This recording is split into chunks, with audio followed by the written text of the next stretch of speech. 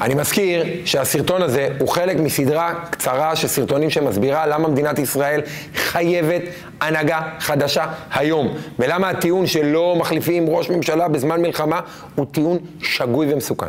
בסדרת הסרטונים הזו דיברנו על זה שנתניהו הוא אבי החמאס, שנתניהו הוא מנהיג שהעם פשוט לא יכול להתאחד סביבו, שנכון להיום אין אמון בין נתניהו לבין ראשי מערכת הביטחון, ראש השב"כ, הרמטכ"ל, אלופי צה"ל וכן הלאה, שמשפחות החטופים לא מאמינות בנתניהו, שמשפחות הנרצחים לא מאמינות, משפחות הנפגעים והמפונים לא מאמינות בו, שיש לו פחות מ-20% תמיכה בציבור.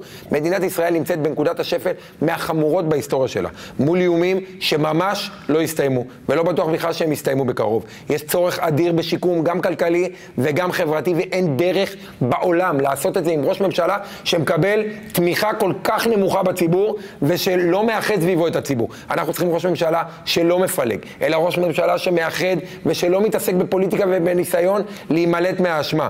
אני יודע שיש לא מעט אנשים שמשתמשים בטיעון הזה שלא מחליפים ראש ממשלה בזמן מלחמה. כשהם אומרים לי את זה, אני עושה איתם תרגיל בדמיון מודרך. אני רוצה לעשות את התרגיל הזה גם איתכם. בואו נניח שמחר בערב נתניהו מתפטר או מפוטר. אני לא נכנס רגע לקונסטלציה הפוליטית, אם זה יהיה אמון כזה או אמון אחר או חוק מיוחד או פיזור הכנסת, אבל נניח שמחר הוא מפוטר או מתפטר, וזה אפשרי, זה בידיים של הציבור, ובמקומו מתמנה גלנט או גנץ או אייזנקוט או אדלשטיין או מישהו אחר שבונה סביבו ממשלה רחבה לכמה חודשים עד הבחירות. יהיו בה גם את יש עתיד וגם את ליברמן וגם את מפלגת העבודה. מה היתרונות? למדינת ישראל ולעם שלנו יהיה מנהיג שאפשר להתאחד סביבו, יהיה מנהיג שיודע להביע אמפתיה ושפועל אך ורק לטובת העניין ולטובת המדינה. יהיה לראשי המערכת ביטחון מנהיג שהם סומכים עליו, לא אחד שהם יודעים בוודאות שמחפש לשפד אותם. יהיה לחיילים בסדיר ובמילואים מנהיג שהם מוכנים להסתער עם אש בעיניים כשהוא אומר להם.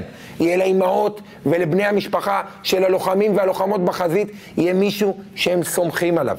גם למשפחות החטופים יהיה מישהו שהם סומכים עליו. אפילו העולם יראה שההנהגה בישראל היא חזקה ומאוחדת. וכמובן חמאס וחיזבאללה ואיראן יזכרו שלא כדאי להתעסק עם ישראל. כי כשאנחנו מאוחדים ומיושרים אנחנו הכי קטלניים שאפשר. בקיצור, יתרונות, יתרונות, יתרונות. ומה החסרונות? אין, לא הצלחתי לשמוע חיסרון אחד, רק יתרונות. נתניהו אינדס ליותר מדי אנשים את התודעה וחיבר בינו לבין המדינה. כאילו מי שקורא להתפטרות או הדחה מיידית של נתניהו הוא לא פטריוט, הוא פוגע במדינה, אבל האמת היא בדיוק הפוך. מי שקורא להישארות של נתניהו וממשלתו במצב הזה, כשהוא יודע את האמת, בנקודת השפל הזו מול הסכנות הביטחוניות, הוא לא פטריוט והוא פוגע במדינה. זו האמת, וזה מה שאתם צריכים להבין מסדרת הסרטונים הזו ולהפיץ את הבשורה. אנחנו צריכים מנהיג והנהגה ראויה היום.